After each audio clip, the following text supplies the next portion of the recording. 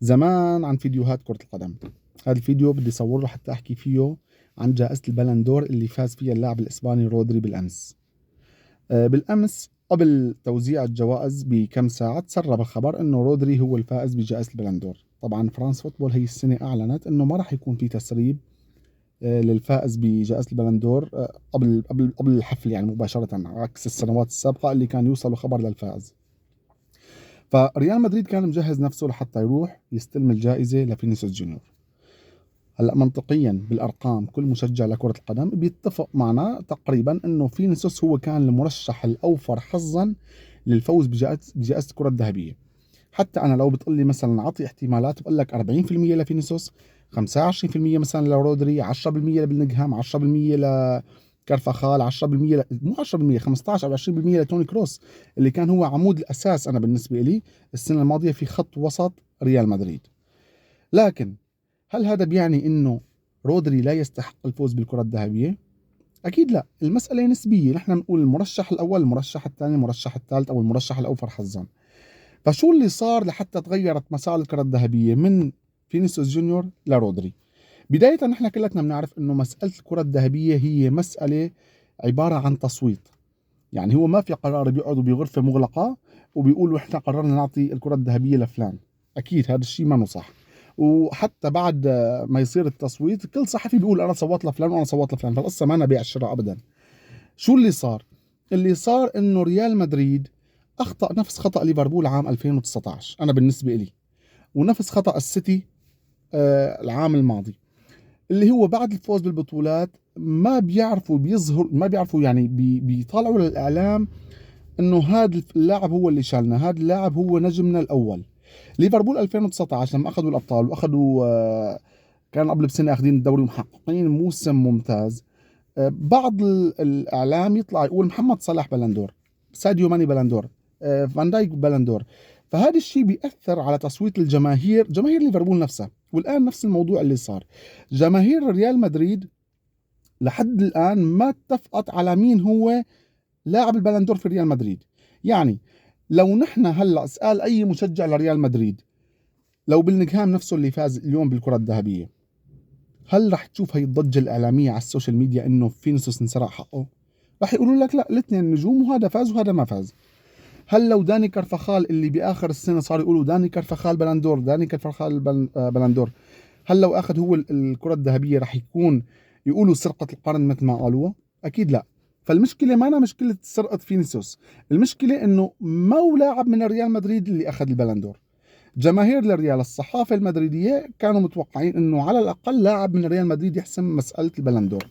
اللي صار انه الاعلام الانجليزي كله بده رودري ياخذ بلندور، الاعلام الاسباني ما كله بده فينيسيوس ياخذ بلندور. اول شيء فينيسيوس شخصيه غير محبوبه في اوروبا وفي اسبانيا في التحديد. ثاني شيء مثل ما حكيت الانقسام، ناس راحت باتجاه بلنغهام، ناس راحت باتجاه كارفاخال، ناس راحت باتجاه فيني. وبنفس الوقت في اعلام اسباني بده اللي ياخذ البطوله هو لاعب اسباني. يعني حتى الاعلام الاسباني كله ما مع لاعبين ريال مدريد. فالقصه تصويت، وطالما القصه تصويت فانت بدك تروح للاعب اللي بجيب اصوات اكثر الشيء. فهذا الشيء اللي فرق مع رودري اللي اعطاه افضليه نسبيه على فينيسيوس. برجع بعيد، هل فينيسيوس هو المرشح الاوفر حظا او هو الذي يستحق الكره الذهبيه؟ فنيا نعم، انا بالنسبه لي نعم. لكن هل رودري لا يستحقها؟ لا. يعني صراحه انا كنت شوف مشجعين لريال مدريد عم تحكي انه بلينغهام بيستاهل الكره الذهبيه. انا بالنسبه لي ما بحطه بين افضل خمسه. ليش؟ لانه اول شيء هو لاعب وسط. لاعب الوسط تسجيله ل10 اهداف بدايه الموسم الماضي لا يؤهله له، يعني ما بأهله لحتى يكون ضمن مرشحين الكره الذهبيه. هو ما أنه مهاجم. انا بقيم لاعب الوسط بالمهام التي توكل للاعب الوسط. اليوم جود بلينغهام هو لاعب وسط المفروض منه يبني لعب، يصنع اهداف، يفتك كره، يلعب كرات عرضيه، كرات قطريه، كرات طوليه، يعرف لما تكون المنطقه مسكره كلها يعرف كيف بده يستغل. مو مطلوب منه يسجل اهداف، ان سجل اكيد هذا الشيء بيعطيه يعني بيعطيه مثل ما بيقولوا كعب زياده على غيره. لكن هل بلينغهام العام الماضي كان بين افضل لاعبين خط الوسط؟ ممكن بين افضل خمس ست لاعبين. انا بالنسبه لي رودري كان افضل منه.